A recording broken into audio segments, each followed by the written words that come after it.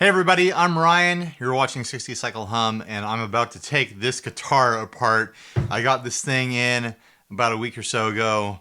A listener, viewer, fan of the show, I suppose you'd call him, sent it to me because he wanted me to check it out and take it apart and mod it and get crazy with it and just have fun with this thing. It's a Mahar or Mahar.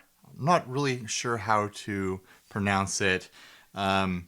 After my initial unboxing video of this guitar, people have been telling me all kinds of information about it that seems kind of mixed. Like some people say it was made in Indonesia, some people say it was made in Iran or something like that. I don't know. I have no idea where this thing was made.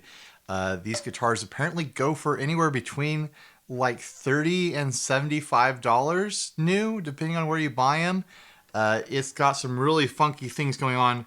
The finish is bizarre with this sparkle over flat red and this corrugated texture to the clear coat.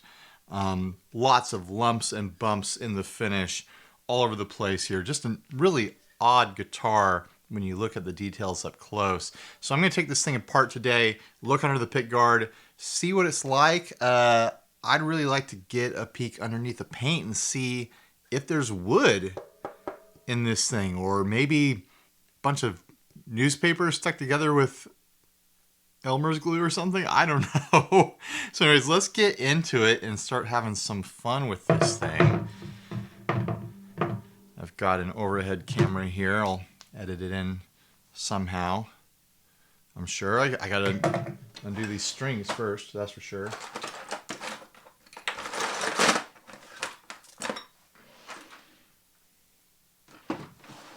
There it is.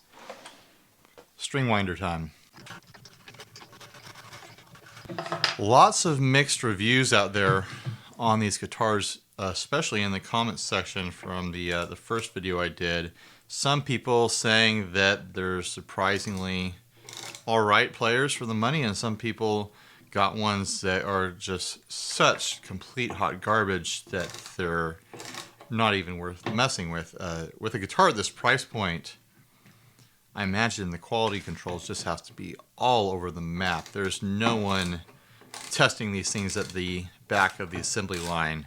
They're just cranking them out to sell them at carnivals and swap meets and street bazaars and things like that. I actually don't know where you can actually buy these. I've never seen one new anywhere. I feel like I should take the neck off because I want to see what's inside that neck pocket, and I want to have the strings completely out of the way.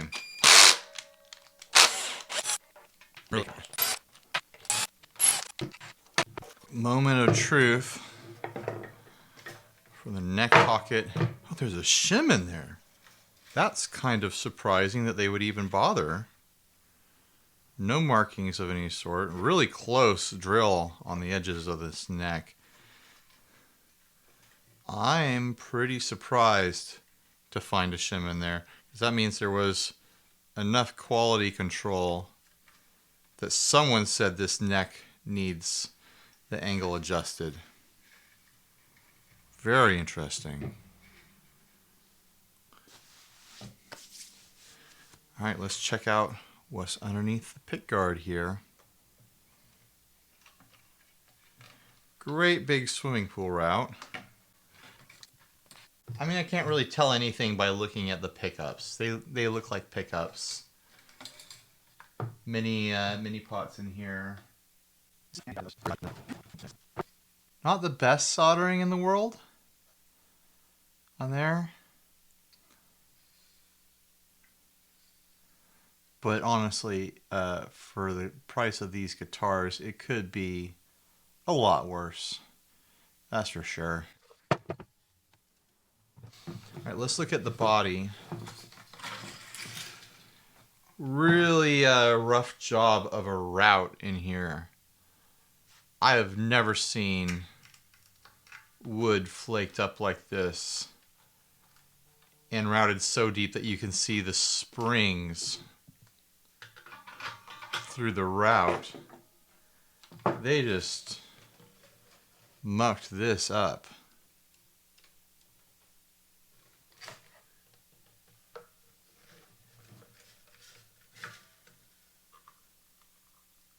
I could tear this off right now if I wanted to.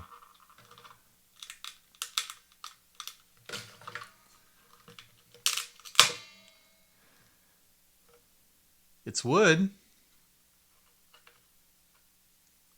Some kind of plywood. You can see the striation in the edges here. It's not newspaper and glue like I thought it might be. But man, that's a rough route. I can't even imagine how they managed to get that so flaky and so rough. Shredding on a guitar is one thing, but shredding a guitar? That's what we're dealing with here. Shredded guitars. I feel like I want to open up the bridge cavity now, the trim cavity, and take a peek at what's going on in there. So, surprising or not surprising, depending on what you expect out of this guitar, the ground wire is not soldered in. It's just kind of clipped right there into the spring hook. Exactly what I had expected to see from the bridge here. Just some cheap, thin piece of metal. I mean, this is the kind of trim that comes in Mexican strats or something similar to it. At least the Mexican strats of my youth, anyways. Lots more of that rough, flaky, painted over wood fibers thing going on in here. If I didn't kind of enjoy this finish so much in a perverse way, in that it being so bad that it circles around to being interesting, I'd want to get in underneath the finish and strip around like edges right here where there's something really weird going on with the cut of the wood. It honestly, like after seeing the cut of the wood underneath the pickguard and in the spring route, I imagine it's just a bad cut of wood, but it almost feels like the finish is gooped up in certain places, giving an uneven appearance and feel. But it honestly might just be a really, really bad wood cutting job. Honestly, now that I've looked inside and see what we're working with here. So the takeaway is it is made out of plywood. There is wood involved. You can really see the build quality that comes with a $30 to $75 guitar, depending on who you ask what these things go for. But still, I'm a little bit flabbergasted that it is playable. It's a playable guitar. I could gig with this. It functions.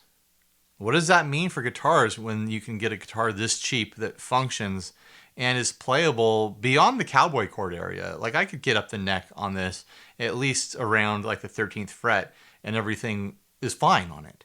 It starts to buzz out high on the frets, but I bet I could adjust around that by raising the bridge saddles. It's a little perplexing.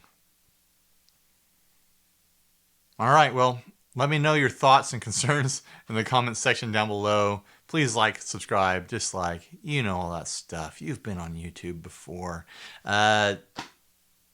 Stay tuned. I'm going to do weird stuff to this guitar. I'm sure of it. I don't know what yet. I have a few ideas. I've thought, just for kicks and giggles, about pulling all the frets off of here. Having a fretless guitar. Why not? I've never had a fretless guitar. It's a curiosity and a weird thing to do. Or I could just throw a ton of weird, crappy pickups in here. Or I could just upgrade the crap out of this thing and try to sell it on Reverb for $6,000. I don't know.